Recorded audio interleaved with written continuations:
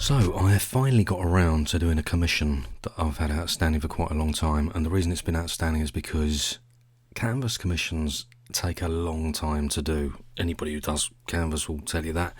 Doesn't matter whether you're using spray paint or paint pens or whatever it is, but you're probably using paint of some kind, which means a lot of drying time, and that means a lot of hanging around, and it means it adds about twice as long to your working time. So anyway, I finally had time to do it on the weekend, so I got stuck in. And I had a rough idea about what I was going to do, very, very rough, and more sort of themes and tropes than anything else. I didn't know what the composition was going to be, for instance.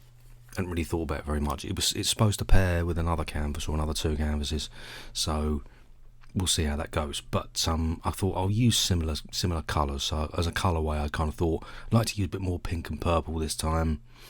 On the last one, I used red and blue and yellow. Yellow as a main colour, and yellow as a reflective light. So I thought let's change it up a little bit for this and keep it keep it kind of married to the one I've done, but make it different. So anyway, here we go. Let's talk about this. So when we kick off one of these canvases, my first thing really is just to get the paint on the canvas, because it's going to take more than one coat. This is a raw canvas I'm working onto here. So I've got some pencil lines down. As you can see, you can see that I've penciled this character and I've dropped some paint in. I think I've got about one coat on the bits that you can see. Some of it's still raw. You can see that the hand there, I've just got one coat of white on that, which is why it's very patchy at the moment. But you only need one coat, because the next coat will go on very, very smooth. And the third one will be like butter. That'll be perfect. That will coat it nicely. So at the moment it's it's very, very rough, and it's fine being rough. It's supposed to be rough. At this stage, you do not want to concern yourself with any kind of details. Don't worry about the fact that graphite's going to come off in the paint, so it's going to be all dirty and everything. Don't worry about it. Don't worry about it. You'll be going over everything anyway, so you don't worry about quality or detail or perfection at this stage. Don't worry about that. All you need to worry about is getting the paint on the canvas, which is what I've done here. If we go to a slight close up there, you can see how messy that is, right? Because I don't care at this point. I just need to get the paint on, really. Those bits of sort of ochre colour, they're the bits of shading. I just need a deeper tone to the yellow. It's all going to make sense. I mean, you learn that stuff as you go, really. I can't teach you that off the hop. You'll pick it up as you go. But as you can see at the moment, you can also see that there's graphite being smeared all over the canvas. I don't care. All of it's going to be covered in paint, so I don't need to worry about that. People say to me, you should work with gloves on or something so you don't smear it around. I don't care. Why would I care? I don't care. Next up, got a bit more paints on. I've decided to make this this top he's wearing pink. I didn't know if this was the best choice, to be honest, but I kind of ran out of ideas, and I was very, very married to the pink idea anyway. So all right, let's drop pink. I'll make everything else work around it if it doesn't work. Pink goes very well with yellow anyway, so I didn't need to worry about that. But I just didn't know if it was the right colour or not. Sometimes you don't, right? Sometimes you don't. But I took a punt, because you've got to take a punt, because you look at the clock ticking away and you think, I'm not going to have this finished by midnight, so I've got to make a choice at least. So I punted for pink.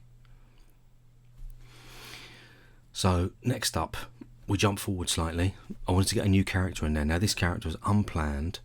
I thought I'll just tuck him in behind there, because I wanted to get another old school. By the way, the brief is sort of old school stuff. I've got the old school feeler in there, got the big DMC glasses. I wanted to get a Kangol and a goose jacket on another character, so I've done this one in the back, this character in the back. And what I've done, I've pushed him into the background so he's lit by the kind of ambient light, if you like, the yellow light. So I don't need to worry about colouring him. I can do him in sort of yellow monochromatics using this sort of ochre colour and this sort of I can't remember what they call it. It's not a chrome yellow. It's a deeper yellow, like a sunflower yellow or something. I'm using Molotow markers to do this, by the way, mostly. A few POSCAs for the outlines and stuff here and there. As you can see on the right, I've also got a bit of background in, and up on the left, I've started to place the letters because I thought this is a mistake I made last time. Is that I got very concerned with the characters and the environment, just forgot to place the letters, and then suddenly didn't have room for the. I wanted to do at least another name on the last one, and didn't have any room for it. And it was a bit like, I should have really thought about that before. Anyway, I did this time. Because I want to make it work with the characters as well, with the characters and the environment, if possible. Otherwise, it all feels like it's been sort of thrown together later. So far, so good. So, next one you can see, I had this idea, I just want to drop a cityscape, classic cityscape in the background there. Push that right into the background. Drop it in ochre, because what I'm going to do the sky all in the same yellow that the character on the right is coloured in. Working this sort of monochromatics is going to be a very nice effect. You'll see, trust me. So I'm just pushing slowly on.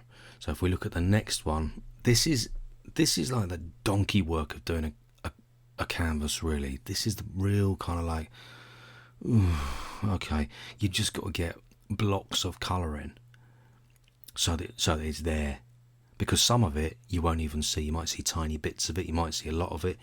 Sometimes you have to lose big shapes, sometimes, because you're going to have to jam this, you're going to see what works.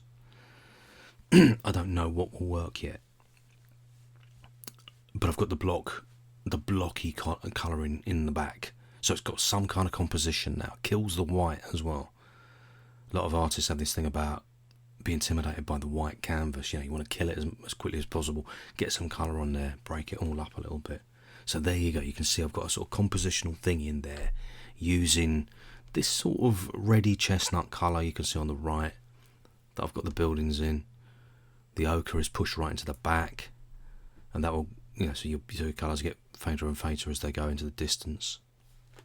Then on the left, I've got this big sort of very hard hazelnut brown,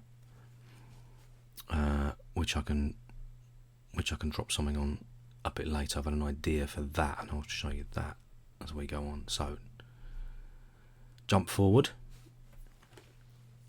I thought let's work with some bubbles this time. So you can see I've got a yellow background, all that yellow sky that's starting to get in there.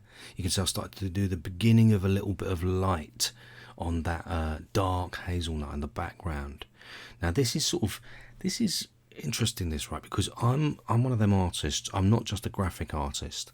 I also do a bit of painterly stuff every now and again. And what we mean by painterly is like there's something about oh gosh, I shouldn't use the word slapdash, but there's something about the free flowing energy of painting with brushes and stuff like that that offers something to the artist in the way of movement. You don't get that with graphics. Graffiti, we generally deal with graphics and graphic art. Everything is very neat and tidy and tight, and it's not very loose at all, mostly. You do get artists who are loose, like Futura, Heroku, those sorts of people who work very loosely, but a lot of graph is hard and tight with the lines. I like to work with both. I'll work with both in one go if I can. So I've got this painterly light in the background that I'm just sort of mashing up with my fingers on the canvas pretty much, And I want to put some more down the bottom left as well. But also I've got the bulk of these bubbles in. I've got these bubbles in that what they do is they're going to hold the whole thing together, because they're going to go behind the letters at the top, and they come round and curl round, and they come behind the characters and they trail off on the right. Or the other way around, if you like. They come from the bottom right and they trail around the characters and up over the behind the letters, and they link it all together. Whichever way you see it, they link everything together. They hold it together compositionally. So if we hop forward, There's a bit of detail there. That's where we're up to, detail. I just want you to see what it's like when I've got the detail in. I'm not yet got the mixed media in yet. I haven't put the mixed media in. I'm going to use some wax pencils and stuff on the canvas. I really like the effects. It gets this sort of pixelated, dotty kind of dot matrix effect when you do when you use wax pencils on a sort of primed canvas surface. I really like it. So that's where we're at with that. And that's another little close of the character on the right. Now I've got all his lines in, so you can see that as well. And personally, I love that colourway. That colourway for me is just like, mwah, yeah, great. All I need is a really sort of dark brown to offset some of the edges, and you'll see that when I put it in anyway. So skip forward. We're really cracking on now. So I've put a little drop shadow beyond the character, as you can see, and I'm starting to get those letters in the second piece all blocked in, doing the fill, and I'm getting the bubbles behind. So you can see what I mean about it all starts to hang together a bit more. And compositionally, you can see what this is now, right? You can see what we're dealing with. It's a big reflected light there. The reflected light is down in the bottom left hand corner as well. It's bouncing around, it's hitting the characters. It's all starting to hang together as a piece. So at this point, I'm a lot happier because I know this is going to work now, whereas before I didn't necessarily. At this point of a canvas, I'm sort of like, okay, good, you know. Even when I've finished the character sometimes, even when I've finished the primary character, I'm still thinking, is this going to work? I don't know. Doubt is part of it, right? You somehow you've got to make it work. Just make it work. So now we've got the majority of everything in. This is very nearly finished now. There's some details I need to put on the right. There's bits of snagging, bits and pieces, you know, small bits and pieces here and there. The letters in that speech bubble need to be done. I wanted to use a sort of a fluorescent pink and realised that for some reason the paint wouldn't mix right. And you can really see that from that fill. It's very, very watery, very runny. And I just thought, yeah, that's not going to work. That is not going to work. That's probably going to take about 10 coats, and even then it looks a bit messy. I won't be able to cut it. It's like, nah, leave it. So I decided to take a bit of a chance, and I went with something else instead. And I dropped this orange in, and whether it works or not, I mean, I'm not bothered by that. I'm not mad at that. That's all right. That's okay. It all hangs together nicely. It's, you know, now I was faced with a choice at this point, which was, do I do more? Should I start chucking whips around, more bubbles? Or you can really over egg something. Now some people are fine with that. Some people like a very, very busy canvas and all that. This, I just thought, it doesn't need it. I'm getting into closing stages now. This is pretty much done. This is done. This is kind of finished. So, jumping forward, a bit of detail, you can see the sort of, you know, the finish work with the mixed media in it now as well. The mixed media has been applied. Just tiny details, really. I didn't over egg it. Look in the glasses, you know, bits of mixed media in there. There's a little bit on the yellow character. Just, you don't need much. Again, I've over-egged that before. You learn the hard way, really. You don't need to do as much as you think you need to do. You can just add a bit here and a bit there. It just adds a real nice something. So, all that I needed to do after that was I needed to put the black outline on it, because I wanted to kill the raw canvas. So all the surroundings in black, in the black acrylic, just to finish it off, and to match the other canvas, because I've done the same thing. So it's got a black border, and the edges of the canvas are also black. so it matches, so it's a twin to the other canvas. But there it is. You've got the details on the right with the just the little tiny bits of details around the buildings and stuff. All the letters have got their appropriate shadows and bits and pieces on, and I've done all the sagging on the characters, and it's done. It's finished at this point. And generally speaking, I was very happy with that. I was very happy with that as a commission piece. It was a nice commission to do. Like I say, you need a lot of time. So to give you an idea, to pull off a canvas like this, how long it takes? How long does it take? I can probably do one of these in 7 to 8 hours, probably nearer 8. Any more detail than that, if there are more characters, stuff like that, it's going to take longer, and particularly if the characters are smaller. I've done some small characters on the previous one, and what you'll find you need to do quite a lot with small characters is you'll probably be doing very tiny cuts and stuff on them to make sure that the features are well defined and the details are defined. That's going to take longer. It just is. It just takes longer because of your drying times, because you can't cut straight away. You have to lay down paint, you have to wait for it to dry, only then can you cut it. If you try and cut paint before it's dry, you're going to make a very big mess. So it is something that requires time. And by the way, some people, when I tell people I do canvases in 8 hours like that, they can't believe me, because some people spend a long time. I'm talking a long time. I was talking to writers recently, and we were talking about how long we take, and I won't say who they are because I won't. And anyway, they had to say that a mate of mine said he takes about 240 hours on a major piece. That's a long time. That's 10 full days on a 24-hour day. And obviously you're not going to work 24 hours, right? But you know, that's a big deal. And if you see his work, you believe it, because it's amazing, really amazing. Another mate of mine says he takes about a week on any piece he does. Any piece in any medium, he takes about a week. So I'm aware that I work very quickly. The reason I work very quickly, by the way, is because I do have a very low boredom threshold. I get tired of the work very, very quickly. So I want to work fast. I want to work as fast as I possibly can. So for me, my longest pieces are 2-day pieces. And that can be between 16 and 20 hours. But that is a really, really major deal. Like, I have taken longer. I did a canvas once.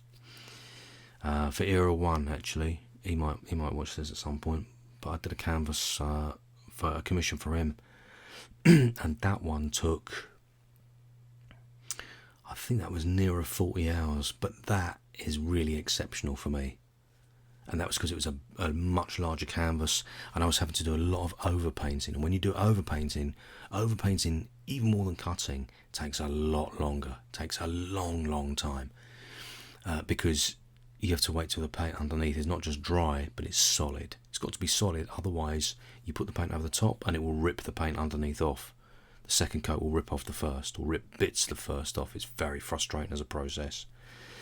So overpainting is a particularly tricky thing and takes a lot longer. And I was overlapping letter pieces and all sorts of stuff. It looked fantastic, but my god, it takes a long time.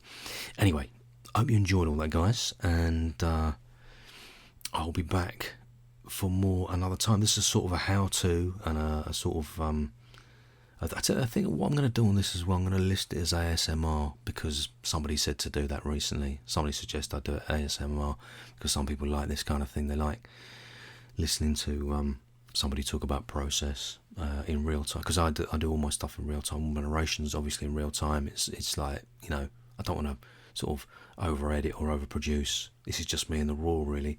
So I want you to see the art in the raw and have me in the raw as well. So this is it. This is it, the unedited version, right? Or the very lightly edited version. So anyway, it's a sort of tutorial, sort of walkthrough, and a sort of ASMR. Enjoy it any which way you like, but there you go, have it.